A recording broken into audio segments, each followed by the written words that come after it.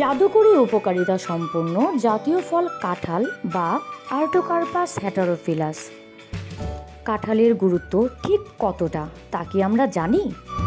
আসুন ভিউয়ার্স, এবার আমরা জানব সে সম্পর্কে।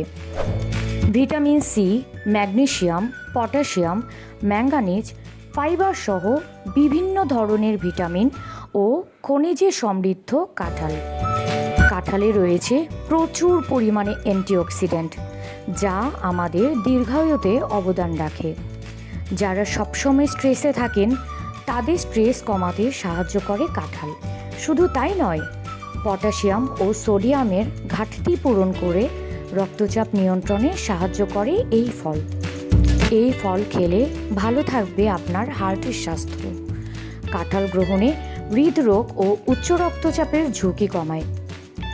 কাঁঠালে রয়েছে এমন কিছু যৌগ যা খারাপ কোলেস্টেরল অর্থাৎ এলডিএল কমিয়ে দেয় ও ভালো কোলেস্টেরল অর্থাৎ এইচডিএল বাড়িয়ে দেয়।